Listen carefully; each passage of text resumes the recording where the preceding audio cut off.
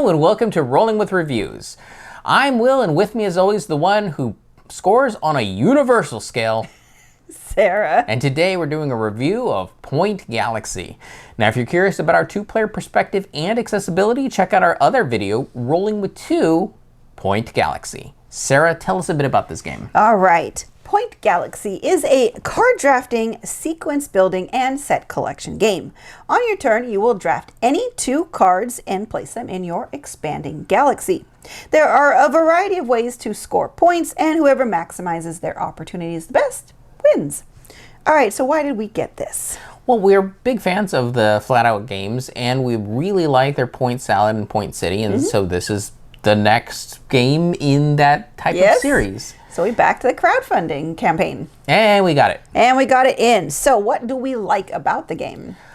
So they took what we've seen before and they've streamlined it down to this razor's edge sharpness of fluidity in terms of when it's time to play. It's super simple. You have 9 cards available. 6 are planets, 3 are the face-down decks. But you can take the face-down card because they're their own special thing. They're not planets, they're suns and wormholes and asteroids and moons. On your turn, you take 2 of those cards. Yes. You place them in your tableau, according to whatever the placement rules are. You refill. Well, you check to make sure you're not getting a rocket. You refill the thing, the display. Next player's turn. Yep. But in that whole process, what all the cards mean and how they interact with each other is much more complex. Yeah. So with Point Salad, which was the first one, you could take 1 of the face-down cards off the top of the decks. That would give you a scoring metric. Right. Or 2 vegetables, because of course Point Salad, from the face-up display. And then there was no really tableau. You just had a collection. It was pure set collection in terms of you're collecting point cards and you're collecting cards that are going to help you score those points. Yeah. Type of thing. But now it's so nice that you could take one of the top cards, which are still mostly your point scoring opportunities. In fact, I think they all are. Because asteroids is whoever has the most asteroids. But wormholes reset. Oh, that's true. But they allow you to get more points for that column. Yeah, but everything lets you get more points in this game. But Point Salad was pretty straightforward in terms of how you score points. The complexity was in the cards, but not really that complex. Yeah. Point City was more of a weird drafting mechanism that added a lot of extra thought just trying to get cards. Once they went into your city, they weren't all that complex. They were more like Point Salad in the fact that, they could score you different ways, but it was mostly set collection. Right. This one has placement of, well, you can't put it in this solar system because you already have a number, or the run has bypassed that number. Yes. You can only have 1 sun in each column, which is each solar system. You can't get an asteroid unless you have a sun. These moons can't be placed unless they're next to a planet that has the matching color. Yep. And that's when they actually score. And then you have to think about how many rockets you have and how many research tokens you have. There's a lot to think about. Yes, it becomes very, very deep. Yes. Despite how surface level easy it is to play your turn. Right. Yes. What do they always say? The cliche of easy to play, hard to master. Yes. Yeah. Yes. So that kind of leads us to what we don't like about the game, and that's mostly for me is, this causes analysis paralysis. Because of that depth and because of the randomness, because you will be shuffling the whole deck. 140 cards? I think so. Yeah, 140 cards. And you will be taking out some based on your player count. Well, at a 2-player count, you take out more cards than you keep. You take out 81 and leave 59. Right. So with that, and because you don't know what's coming up, you start on this strategy. It's like, ooh, I got a sun that's going to give me points for pink. I'm going to make this whole column just pink. And either no pink planets come out, or when they come out, it's your opponent's turn and they take it, or whatever the case, you don't have literally the opportunity because it just doesn't exist in the deck. But you don't know that at the beginning. So it just sometimes feels like the opportunity to continue making points can peter out, because what you started with, just there's nothing that's going to fuel that or feed that. Yeah, it was actually almost painful watching Sarah play the first game, because it felt like she was looking at the cards. Yes. And she was thinking, there's a right solution here. And there isn't. And I'm just not seeing what it is. I'm seeing glimpses of it, but I want the right solution. Now, granted, with all her thought process, she did beat me by 2 points. Well, it was a lot of work. I'm not sure it was worth it because it sucked the fun out of that game. But it was turns that she was getting even mad at herself about how long she was taking. I was like, oh, why am I taking so long? This game should not be this long.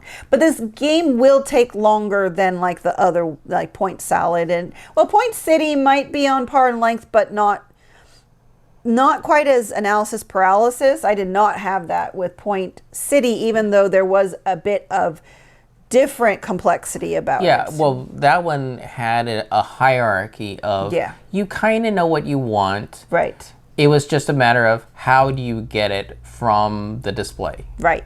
Because that's where the challenge was. Here it's like, well, I can see 3 ways to make 2 points, but I don't know which one is going to be the right one because I don't know what's coming next. Which will lead to 4 points. Yes. So that was where I got frustrated, because if it's like I can take 2 cards and I see 2 cards that will help, I'll take them. That's easy.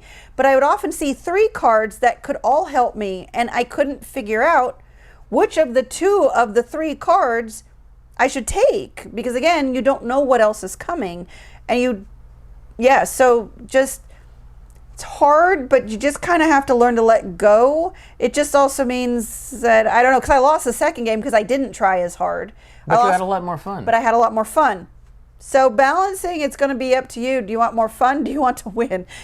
It really depends where your priority is on that one. So it's just one of those things to take into consideration. And for me, unfortunately, what that means is this is not a game I can play late in the evening, because that's when my brain dies and I just can't make decisions. You just can't let it go. I can't. I just can't. So that's that. So the good news is that was really it. It's the only thing we didn't like. Okay. So moving on, who this is for. Well, let's start by saying who it definitely shouldn't be for is, if you're very prone to analysis paralysis, this game will suck it right out of you. Yeah. And put it on full display, and you might just have a brain aneurysm. It's not for you. No. Just move on. Maybe try one of the other Point Salad or Point City games. Right. Because they're still fun. Other than those people, it's for everyone else. Yeah. And especially, this is a nice, heavy filler game for the hardcore gamers. Oh, agree. 100% agree. So let's move on to our ratings. For our ratings, we each have 1d6 worth of ratings to give. 1 is low, 6 is high. We give a number, a reason why, add them together, and see what it rolled for us. Sarah, what did Point Galaxy roll for you? So I'm not sure if we should point this out, what our scores were for the other 2. 5 and 5. Yep. So we each gave Point City and Point Salad, both we gave 5, so they came out to a total of 10 for both. So I'm sorry to say Point Galaxy did not roll as well. It rolled a 4 for me. I like what they did with this. I like the fact that now I can take any 2 cards. So if I want to take a point scoring card and then a point contributing card, I don't know how else to explain it, but the planets versus the not planets, then I can do that. And I got so frustrated so many times in Point Salad of not being able to do that, because I'm like, I want to take the card that, gives me points for carrots, and I want to take a carrot, and it won't let me do that. So that's where I got frustrated with that.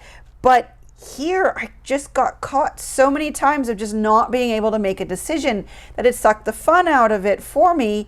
And then when I did have fun, I was just like, I can't see opportunities as well, I guess, as Will, because I lost by a bigger margin for our second game. But I guess it doesn't really matter because I did enjoy it more.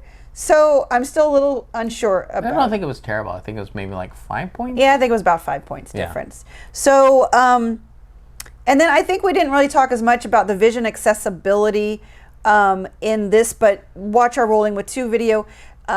Swirls and stuff are not the best, but I will say, even though their choice for icons wasn't great, it's very vibrant. I did really appreciate the vibrant art of the planets from an aesthetic position, just not the best necessarily for accessibility. So there you are, 4. All right. Now, you would think that, the balance of things is all off because you take things off and put things back, but yeah, I'm giving it a 6. So we're back to a 10. So it still comes out to all 3 games came out as a 10 out of 12. Yes.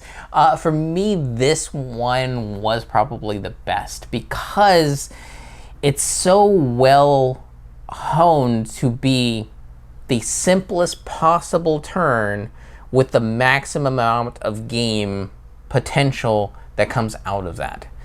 And so I really, really, really like that. To see that I can pivot on a dime, I can do different strategies. There's a lot to explore. There's just so much depth for such a simple game to play that I felt it did it so much better than the other 2, which is why I gave it a 6. Yeah, I can see that for you. Yes. And you are the one that suffers more from analysis paralysis, which I can definitely see, and why you would have such a struggle with it. But I liked how well this game flowed. I take breezy turns. Just go, okay, your turn, and then I'm like, okay, I'll go do something else. I don't pressure you and make you feel bad. No, he's a saint. I'm the one who's just like beating myself over for like, why are you taking 5 minutes for a turn when you should be taking like 3 seconds?